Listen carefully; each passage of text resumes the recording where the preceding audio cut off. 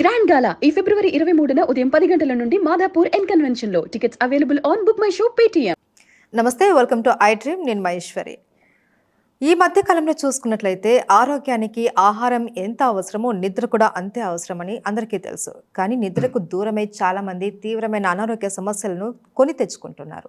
కానీ చిన్న చిన్న చిట్కాలతో వీటిని మనం దూరం చేయొచ్చునని చెప్తున్నారు ప్రముఖ ఆయుర్వేద నిపుణులు చిట్టుబట్ల మధుసూదన్ శర్మ గారు. ఈయన పేరు చెప్తే చాలు ప్రతి ఒక్కరికి సుపరిచితమే. ప్రజెంట్ ఇప్పుడు మనతో పాటు ఉన్నారు, మరి వారితో మాట్లాడదాం. నమస్తే సార్. నమస్తే సార్, ఒకప్పుడు తిండి ఎంత ముఖ్యమో నిద్ర కూడా అంతే ముఖ్యం. ఎప్పటికీ కూడా అది పాటించవలసిన నియమం మెయిన్, మనం ఆరోగ్యంగా ఉండాలి అంటే. కానీ ఇప్పుడు చూస్తుంటే మారుతున్న జీవన శైలి కావచ్చు, ఆహారపు అలవాట్లు కావచ్చు, లేదంటే ఉద్యోగం చేసే వాళ్ళకు నైట్ షిఫ్ట్లు, మార్నింగ్ షిఫ్ట్లు, ఇట్లా టైమింగ్ సెట్ కాకపోవచ్చు. దీనివల్ల తీవ్ర మానసిక ఒత్తిడికి గురైపోయేసి నిద్ర అనేది కరువైపోతుంది. సో వీళ్ళు డీప్ స్లీప్ లేక, కంప్లీట్ స్లీప్ లేక చాలా ఆరోగ్య సమస్యలను ఫేస్ చేస్తూ ఉంటారు. వాళ్ళకి మీరు ఎలాంటి చిట్కాను తెలియజేస్తున్నారు? అంటే చాలా ఉన్నాయి వీడియోస్ నిద్రకు సంబంధించి. ఈరోజు ఎలాంటి ఫార్ములాను మాకు తెలియజేయబోతున్నారు? మంచి ప్రశ్నమా. నిజంగా చాలా మంది ఈ సమస్యతో బాధపడుతున్నారు కాబట్టి ఇలాంటి సమస్యకు సంబంధించి చక్కటి మనం పరిష్కారం చూపగలిగితే ఎంతో మందికి అది ఉపయుక్తకరంగా ఉంటుందమ్మా.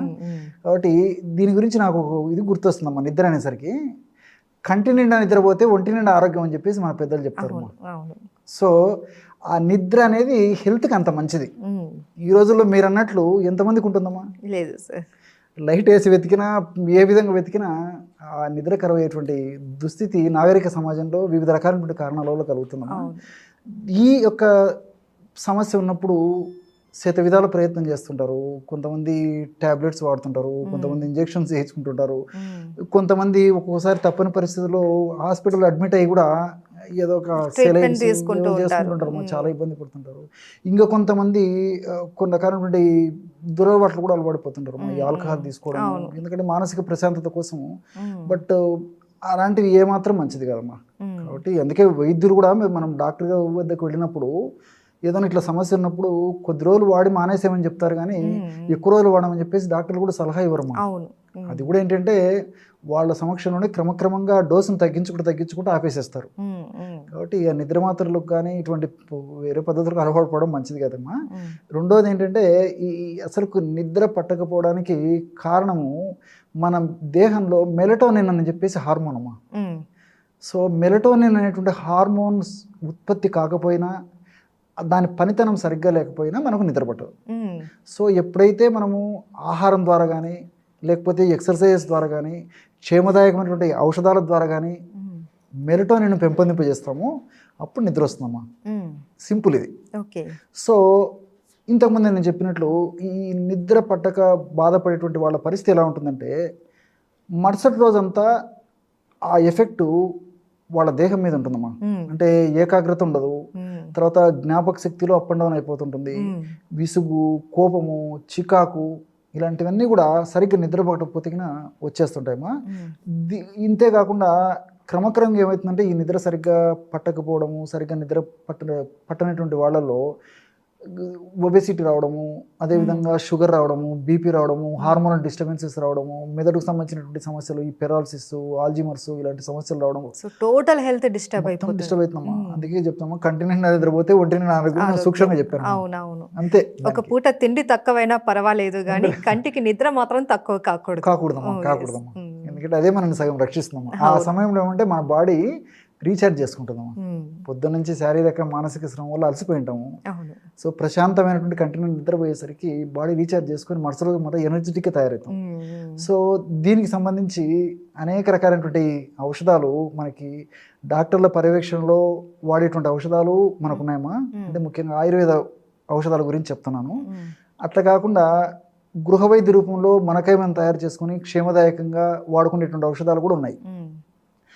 అందరూ వాడుకోదగ్గ ఔషధం చెప్తానమ్మా. కొన్ని ఔషధాలు కొన్ని ఇప్పుడు సర్పగంధ వినింటారు మీరు. ఆ సర్పగంధ అనే ఔషధము చాలా పవర్ఫుల్ మెడిసిన్ అమ్మా. అది డాక్టర్ల పర్యవేక్షణ లాంటివి వాడుకోవాలి, కానీ ఎవరికే వాళ్ళు వాడుకోకూడదమ్మా. అట్లా అనేక రకాల మెడిసిన్స్ ఉన్నాయి ఇవన్నీ. తర్వాత తగరం అని చెప్పేసి ఒకటి ఉంది, అది ఒక మూలిక. ఇలాంటివన్నీ కూడా వైద్యుల సమక్షంలో వైద్యులు నిర్ణయించిన దాని ప్రకారమే డోస్ ప్రకారం వాడుకోవాలని. సొంత వైద్యం పనికిరాదమ్మా. బట్ మనకై మనం తయారు చేసుకోదగ్గ ఔషధాలు కూడా కోకోలలో కాబట్టి ఇవి వాడుకుంటే సరిపోతుంది జనరల్గా. సో దానికి సంబంధించిందమ్మా దాల్చిన చెక్కమ్మా. ఇదైతే ప్రతి ఒక్కళ్ళ ఇంట్లోనూ ఉంటుందమ్మా. దాల్చిన చెక్క, దాల్చిన చెక్క మంచిది తెచ్చుకొని మందంగా వండేసేసి బాగా సువాసన, ఎందుకంటే దాల్చిన చెక్క కూడా కల్తీ అయిపోతుందమ్మా. కాబట్టి మంచి దాల్చిన చెక్క విచారించి తెచ్చుకొని దాల్చిన చెక్క చూర్ణం తయారు చేసుకుని ఒక 25 గ్రామ్స్ తీసుకోవాలమ్మా. అప్రాక్సిమేట్ డోస్ చెప్తున్నా, దీని ప్రకారం రేషియో తయారు చేసుకుంటే సరిపోతుంది. 25 గ్రామ్స్ దాల్చిన చెక్క పొడి. రెండవది కొంతమందికి తెలిసి ఉంటుందమ్మా ఈ మూలిక, కొంతమందికి తెలియకపోవచ్చు, జటామాంసి. జటామాంసి అంటారమ్మా. ఇది కూడా మనకు ఆయుర్వేదిక్ షాప్స్లో ఆ మూలిక వేరు దొరుకుతుంది అమ్మా, తర్వాత పౌడర్ కూడా దొరుకుతుంది. కాబట్టి స్టాండర్డ్ కంపెనీ వాళ్ళు తయారు చేసేటువంటి, ప్రామాణిక కంపెనీ వాళ్ళు తయారు చేసేటువంటి ఫ్రెష్గా తయారైనటువంటి ఆ యొక్క చూర్ణాన్ని తెచ్చుకొని వాడుకుంటే రిజల్ట్స్ బాగుంటాయమ్మా. ఎప్పుడో తయారు చేసింది అయితే కూడా ఆశించిన స్థాయిలో ఫలితం ఉండదమ్మా. అందులో ఉన్నటువంటి కొన్ని న్యూట్రిషనల్ వాల్యూస్ కానీ, ఓరటైల్ ప్రిన్సిపల్స్ కానీ, మెడిసినల్ వాల్యూస్ కానీ తగ్గిపోతాయి. కాబట్టి కొద్ది గొప్ప పని చేయొచ్చు కానీ ఆశించినటువంటి రిజల్ట్స్ రావు. కాబట్టి ఫ్రెష్గా వాడుకోవడం మంచిదమ్మా. తర్వాత మూడోది ఏమంటే అశ్వగంధ. మీరు వినే ఉంటారు, అశ్వగంధ చాలా మందికి తెలిసినటువంటిది కదమ్మా. అశ్వగంధ చూర్ణము ఒక 100 గ్రాములు తీసుకోవాలమ్మా. అంటే జటామాంసి చూర్ణం 50 గ్రాములు తీసుకోవాలి, అశ్వగంధ చూర్ణం 100 గ్రాములు తీసుకోవాలి. మళ్ళీ ఒక్కసారి చెప్తానమ్మా, దాల్చిన చెక్క చూర్ణం 25 గ్రాములు, జటామాంసి చూర్ణం 50 గ్రాములు, అశ్వగంధ చూర్ణం 100 గ్రాములు. ఈ 3 చూర్ణాలు బాగా కలిపేసేసి ఒక గాజు సీసాలు నిల్వ ఉంచుకోవాలమ్మా. దీన్ని రోజు రాత్రిపూట ఒక 1/2 టీ స్పూన్, అంటే 2.5 గ్రాము అమ్మా, అంతకంటే అవసరం ఉండదు, స్వచ్ఛమైన తేనెతో కానీ, ఏదైనా ఈ రోజుల్లో తేనె వాడాలన్నా భయపడుతున్నారు కొన్ని కారణాలు, కల్తీ ఒకటి, షుగర్ పేషెంట్స్ వాడగలిగి మంచి దొరికితే వాడుకోవచ్చు. లేకపోతే ఒక కప్ ఆఫ్ మిల్క్, ఒక 100 ml మిల్క్లో కలుపుకొని తీసుకుంటే సరిపోతుంది అనమాట. ఈ విధంగా రాత్రిపూట రోజు కొన్నాళ్ళ పాటు వాడుకుంటే ప్రాబ్లం సాల్వ్ అయిపోతుందమ్మా. రెండవది ఏంటంటే, వాడినటువంటి రోజే మాకు రిజల్ట్స్ రాదనేటువంటి నిరుత్సాహపడకూడదమ్మా. ఎందుకంటే బాడీలో కొన్ని మార్పు వచ్చేదానికి ఒక 5 రోజులు 6 రోజులు శరీర తత్వాన్ని బట్టి ఉంటుంది కాబట్టి కొంత వ్యవధి అవసరం. సో క్రమక్రమంగా అయితే నేను చెప్పినట్టు మెలటోనిన్ ప్రొడక్షన్ బాగా జరిగేసి క్షేమదాయకంగా ఉంటుంది, సైడ్ ఎఫెక్ట్స్ ఉండవు, అన్ని సైడ్ బెనిఫిట్స్ ఉంటాయి, నిద్ర కూడా ప్రశాంతమైనటువంటి నిద్ర పడుతుందమ్మా. ఇక్కడ ఇంకోటి కూడా మీకు చెప్పాలనుకుంటున్నామా. ఇప్పుడు ఈ దాల్చిన చెక్క ఉంది, దాల్చిన చెక్కలో సినిమాల్డిహైడ్ అని చెప్పేసి ఒక కెమికల్ ఉంటుందమ్మా. ఈ సినిమాల్డిహైడ్ అనేటువంటి కెమికల్ గుణం ఏంటంటే, మన బ్రెయిన్లో వివిధ రకాలైనటువంటి కారణాల వల్ల శరీరానికి, బ్రెయిన్కి హానిని కలగజేసేటువంటి వివిధ రకాలైనటువంటి చెడు పదార్థాలు ఉత్పత్తి అవుతుంటాయమ్మా. సో ఆ యొక్క చెడు పదార్థాలను ఉత్పత్తిని తగ్గించి, ఆ చెడు పదార్థాలు బ్రెయిన్లో ఉన్నటువంటి కణాలను దెబ్బతీయకుండా ఈ దాల్చిన చెక్క ఉన్నటువంటి ఈ సినిమాల్డిహైడ్ ఉపయోగపడుతుందమ్మా. సో ఇప్పుడు మానసిక ఒత్తిడి ఉంటుందమ్మా, ఒత్తిడి లేని వాళ్ళు ఎవరు. సో మానసిక ఒత్తిడి ఉన్నప్పుడు జనరల్గా ఆ ప్రభావంతో దీర్ఘకాలికంగా అయ్యేసరికి బ్రెయిన్లో కొన్ని రకాలైనటువంటి అబ్నార్మాలిటీస్ వచ్చేస్తాయి. సో ఇది అటువంటి దోషాన్ని తొలగించేస్తుందమ్మా. అది ప్లస్ పాయింట్. ఇవన్నీ అందుకే చెప్తే కదమ్మా, అన్నీ ఈ సైడ్ బెనిఫిట్స్ అమ్మా, ఇవన్నీ నాట్ సైడ్ ఎఫెక్ట్స్. రెండోది ఏమంటే అశ్వగంధ, రెండోది వచ్చేసి జటామాంసి. జటామాంసి కూలింగ్ ఏజెంట్ అమ్మా. ఇది బాడీని కూల్ చేసేస్తుంది, మనసును కామ్ చేసేస్తుంది, హీట్ చేసేస్తుంది, మెదడును చలవ చేస్తుంది. ఇందులో నార్డోస్టాకిన్, జటామాంసిన్, జటామాంసం, కొన్ని వోలటైల్ ఆయిల్స్, ఇవన్నీ కూడా ప్రత్యక్షంగానో పరోక్షంగానో మనసును ప్రశాంతపరచడమే కాకుండా ఈ మెలటోనిన్ ప్రొడక్షన్ కూడా ఉపయోగపడతాయమ్మా. ఇదొకటి. మూడవది వచ్చేసి అశ్వగంధ. అశ్వగంధ చూర్ణము కానీ, అశ్వగంధ వేరు దాంట్లోమా అనేక రకాలైనటువంటి మన దేహానికి ఉపయోగపడేటువంటి అంశాలు ఉన్నాయమ్మా. 14 రకాల అడాప్టోజన్స్ ఉన్నాయని చెప్పేసి సైంటిఫిక్ కూడా ప్రూవ్ అయిందమ్మా. ఇవన్నీ కూడా మన దేహానికి పరోక్షంగా ప్రత్యక్షంగా ఉపయోగపడతాయి. ఒక నిద్ర పట్టేటువంటి గుణమే కాకుండా, అందులో రెండోది ఏంటంటే, ఇందులో ఈ అమైనో గ్లైకాన్స్ అని చెప్పేసి కొన్ని రసాయన పదార్థాలు ఉంటాయమ్మా ఈ అశ్వగంధలో. సో వీటి గుణం ఏంటంటే, మనకు శక్తిని ఇవ్వాలంటే, మన శక్తినిచ్చేందుకు కణంలో ఉన్నటువంటి మైటోకాండ్రియా ఉపయోగపడుతుంది. సో ఈ అశ్వగంధను మనం వాడుకోవడం వల్ల ఆ కణాల్లో ఉన్నటువంటి శక్తినిచ్చేటువంటి మైటోకాండ్రియాని ఇది స్టిమ్యులేట్ చేసేసి మంచి శక్తి ఇచ్చేందుకు ఉపయోగపడుతుందమ్మా. ఎందుకంటే ఇప్పుడు ఈ రోజుల్లో మనం నిద్ర సరిగ్గా లేకపోవడం చేత, మరుసలో చెప్పాను కదమ్మా, నీరసము, నిస్తరణ, బలహీనత, ఆహారం తింటూ ఉంటాం కానీ శక్తి ఉండదు, రకరకాలైన కారణాల వల్ల. ఇట్లా ఈ శక్తిని ఇచ్చేందుకు కూడా అశ్వగంధ ఉపయోగపడుతుంది. ఇలా మల్టిపుల్ బెనిఫిట్స్ ఉంటాయి కాబట్టి దాల్చిన చెక్క, జటామాంసి, తర్వాత అశ్వగంధ ఈ పద్ధతిలో కలిపి వాడుకుంటే సరిపోతుందమ్మా. ఇది కూడా అవసరాన్ని బట్టి కొన్నాళ్ళ పాటు కంటిన్యూగా వాడుకోవచ్చు.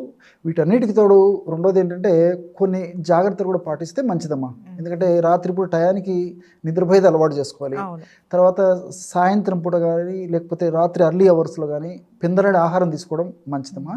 తర్వాత న్యాచురల్ ఫుడ్ తీసుకుంటుండాలమ్మా. ముఖ్యంగా రాత్రిపూట పళ్ళు కానీ ఆకుకూరలు కానీ కూరగాయలు కానీ ఇట్లాంటి న్యాచురల్ ఫుడ్ తీసుకుంటుండాలి. ఇట్లాంటి కొన్ని చిన్న చిన్న జాగ్రత్తలు తీసుకుంటూ రెండోది ఏంటంటే ఒకటే చోట పడుకుంటూ ఉండాలమ్మా.